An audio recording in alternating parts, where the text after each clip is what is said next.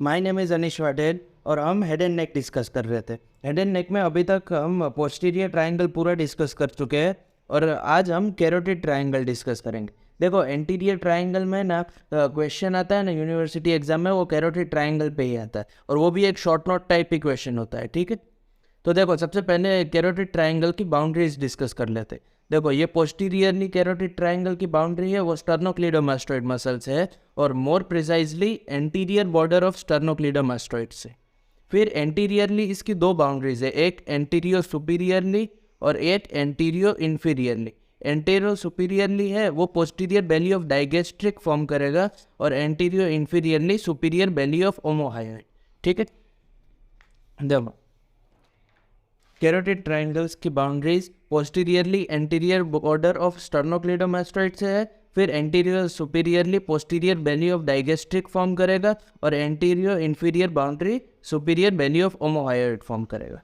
फिर next roof की तरफ चलते हैं। देखो पोस्टीरियर ट्रायंगल की तरह इसके रूफ में कुछ बहुत ज़्यादा इंपॉर्टेंट चीज़ें नहीं है, तो इसमें अलग से डायग्राम ड्रॉ करने की ज़रूरत नहीं है। देखो ऑब्वियस सी बात है, रूफ में स्किन, सुपरफिशियल फेशिया और डीप फेशिया होगा।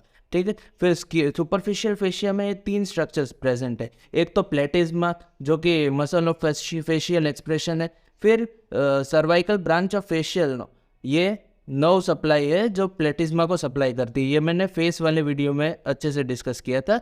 अभी आपको ये याद रखना है कि प्लेटिज्मा और उसकी नर्व सप्लाई मतलब cervical branch of facial nerve. और पोस्टीरियर ट्रायंगल में 9 पॉइंट से एक नर्व निकल रही थी, transverse cutaneous nerve of neck, जो कि ट्रांसवर्सली रन करेगी। पोस्टीरियर ट्रायंगल से निकलेगी, फिर कैरोटिड ट्रायंगल और ऐसे पूरे नेक में ट्रांसवर्सली रन करेगी।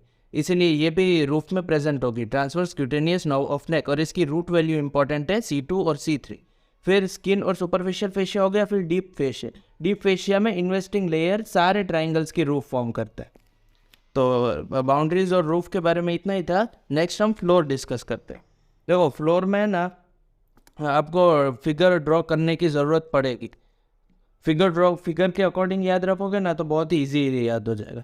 देखो ये ट्रायंगल मैंने ड्रॉ किया है ना, ये कैरोटिड ट्रायंगल है जो हायोइड बोन और थायराइड कार्टिलेज के रिलेशन में है और थायरोहायोइड मेम्ब्रेन बे इसमें आती। देखो हायोइड बोन के रिलेटेड मसल है ना, कौन कौन से हो गए? एक तो ये हायोग्लोसस होगा,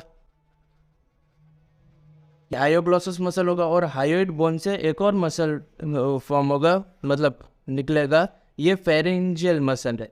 इसका नाम है मिडल कॉन्स्ट्रिक्टर। मिडल कॉन्स्ट्रिक्टर, देखो हायोग्लोसस, मिडल कॉन्स्ट्रिक्टर और थायराइड कार्टिलेज से भी एक मसल निकलेगा और इसका नाम है इंफीरियर कंस्ट्रिक्टर। ये भी फेरिंग्स का ही मसल है, इंफीरियर कंस्ट्रिक्टर। ठीक है, और एक और मसल प्रेजेंट है, देखो हायोइड बोन और थायराइड कार्टिलेज के बीच में मसल प्रेजेंट है, तो उस मसल का नाम क्या होना चाहिए? जैसे थायरोहायोइड मेम्ब्रेन है वैसे ये थायरोहायोइड मसल, थायरोहायोइड मसल। फ्लोर में इतने ही कंटेंट्स, इतनी ही चीज़ें प्रेजेंट है। देखो सबसे पहले हायोग्लोसस मसल प्रेजेंट है, मिडल कंस्ट्रिक्टर प्रेजेंट है, इंफीरियर कंस्ट्रिक्टर प्रेजेंट है, थायरोहायोइड मेम्ब्रेन और थायरोहायोइड मसल प्रेजेंट है। ये फिगर की फॉर्म में याद करना, बहुत ही इजीली याद हो जाएगा। फिर नेक्स्ट मोस्ट इम्पॉर्टेंट कंटेंट की तरफ चलते हैं। देखो कंटेंट्स में सबसे पहले ये कॉमन कैरोटिड आर्टरी है, ये इंटरनल कैरोटिड आर्टरी है, एक्सटर्नल कैरोटिड आर्टरी, फिर ये वेगस नर्व और इंटरनल जुगुलर वेन। देखो ये तीनों कंटेंट को एक साथ में देखोगे तो कैरोटिड शीट याद आएगी। ठीक है, कैरोटिड शीट भी कंटेंट है मतलब कैरोटिड ट्रायंगल का, इसीलिए तो उसका नाम कैरोटिड शीट है, क्योंकि वो कंटेंट ऑफ कैरोटिड ट्रायंगल। फिर कैरोटिड शीट का एंटीरियर रिलेशन में एंसा सर्वाइकलिस थी, वो भी कैरोटिड ट्रायंगल की कंटेंट होगी। और कैरोटिड शीट का पोस्टीरियर रिलेशनशिप मतलब सिंपैथेटिक ट्रंक, वो भी कंटेंट होगी कैरोटिड ट्रायंगल की। ठीक है, देखो अभी ये सारे कंटेंट हो गए। फिर एक्सटर्नल कैरोटिड आर्टरी की और भी ब्रांचेस होगी। एक पहली 5 ब्रांच होगी ना, वो कैरोटिड ट्रायंगल की कंटेंट होगी। देखो ये है सुपीरियर थायराइड आर्टरी, फिर सेकंड ब्रांच है असेंडिंग फेरेंजियल आर्टरी, वो मीडियली प्लेस्ड है। तो मीडियली प्लेस्ड है वो हम यहाँ पर दिखेगी नहीं हमें डायरेक्टली, पर प्रेजेंट होगी। उसके बाद कौन सी ब्रांच है, लिंगुअल आर्टरी प्रेजेंट होगी। और उसके बाद टॉर्चुअस फेशियल आर्टरी भी यहाँ से निकलेगी, और फेशियल आर्टरी के एकदम ऑपोजिट ऑसिपिटल आर्टरी भी निकलेगी। ठीक है, तो ऐसे याद रखना, पहली 5 ब्रांच है एक्सटर्नल कैरोटिड आर्टरी की, वो कैरोटिड ट्रायंगल की कंटेंट है। इसके अलावा वेन तो एक ही प्रेजेंट है, इंटरनल जुगुलर वेन, और नर्व्स प्रेजेंट है थोड़ी सी। देखो पोस्टीरियर ट्रायंगल इसके एग्जैक्ट पीछे प्रेजेंट होगा, तो पोस्टीरियर ट्रायंगल में स्पाइनल एसेसरी नर्व जाएगी, वो यहीं से जाएगी।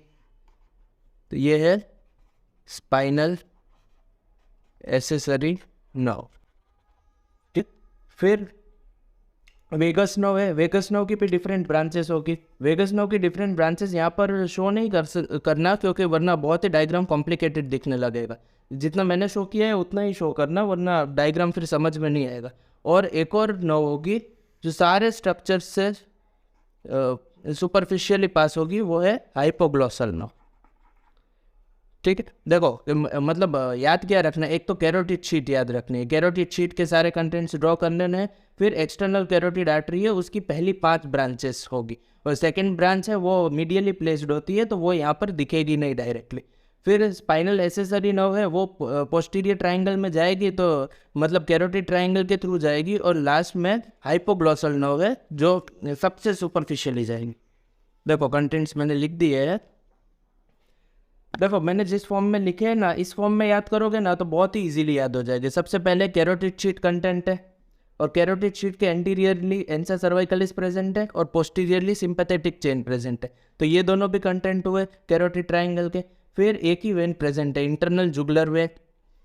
फिर देखो कैरोटिड शीट के कंटेंट है ना, उनको सिंप्लीफाई कर दो, common carotid artery, internal carotid artery और एक्सटर्नल कैरोटिड आर्टरी। और एक्सटर्नल कैरोटिड आर्टरी की भी पहली 5 ब्रांचेस, जो कि सुपीरियर थायराइड आर्टरी हो गई, असेंडिंग फेरेंजियल आर्टरी हो गई, लिंगुअल आर्टरी हो गई, फेशियल आर्टरी हो गई, और ऑसिपिटल आर्टरी हो गई। ये खास ध्यान रखना, फेशियल आर्टरी और ऑसिपिटल आर्टरी दोनों टॉर्शियस होती है। फिर वेगस नर्व, वेगस नर्व की भी सुपीरियर लैरिंजियल नर्व है वो, और वो डिवाइड हो जाएगी एक्सटर्नल लैरिंजियल नर्व में और इंटरनल लैरिंजियल नर्व में। देखो इतना ज़्यादा है ना, याद न रहे ना तो वेगस नर्व सिर्फ लिख देना, उससे भी काम चल जाएगा। ये तो मैंने क्रेनियल नर्व कंप्लीट करा दिया ना, तो मैंने सोचा कि ये आपको इजीली समझ में आ जाएगा। फिर स्पाइनल एसेसरी नर्व है, ये पोस्टीरियर ट्रायंगल में जाएगी कैरोटिड ट्रायंगल के थ्रू, और लास्ट में हाइपोग्लॉसल नर्व। ठीक है, कंटेंट्स इतने ही थे इसके। और इसी के साथ हम कैरोटिड ट्रायंगल को भी कंप्लीट करते हैं। हमने ट्रायंगल्स ऑफ नेक कंप्लीट कर लिए है, और नेक्स्ट वीडियो में हम आगे के और हेड एंड नेक के इंपॉर्टेंट क्वेश्चंस डिस्कस करेंगे। ठीक है, hope you like the video. If you like it please share it with your friends. Thank you so much for watching.